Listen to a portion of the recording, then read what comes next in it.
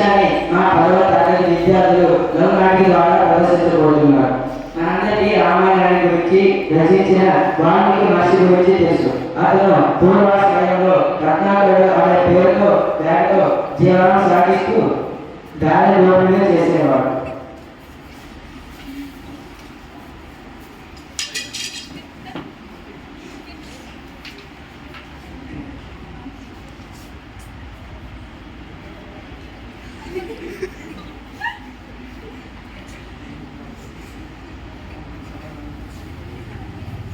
అలాంటి ఒక సమయంలో కొంతమంది భాషలను అడ్డుకున్నారు.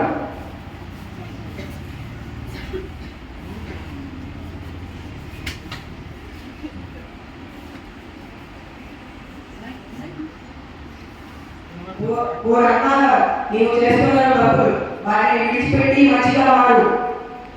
అయ్యా మీరేదో చెప్పారు, కానీ నాకు అర్థం అవ్వలే. మంచిగా మారాలంటే మాయ మాత్రం చెప్పవచ్చు కదా. సరే, నీకు ఒక మంత్రాన్ని ఉపదేశిస్తాను. దానిని నీవు స్థిరంగా స్నానం చేస్తే మంచి మార్గంలోకి రావచ్చు. అట్లాగే స్వామి.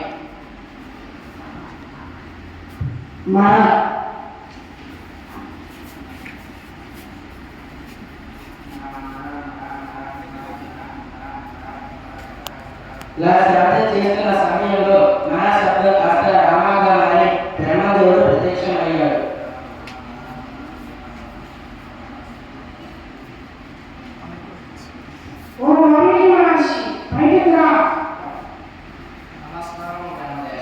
ఈ శాపం ఫలించింది. నేటి నుంచి నీవు రత్నమాలగా కాకుండా వామిడి పేరుతో ప్రసిద్ధి పొందుతావు.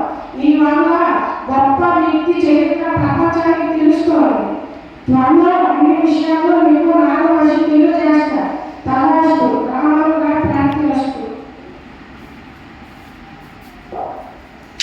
చూసారా మిత్రులారా, వాల్మీకి అక్షరాన్ని తెలియజేసి ప్రార్థించి సాధన చేసిన మన శబ్దం కాస్త రామగారై అతను చేసింది. అదే మనం సరిగ్గా పూర్ణ సాధన చేస్తే ఎన్నో అద్భుతాలు సృష్టించవచ్చు. ధన్యవాదాలు.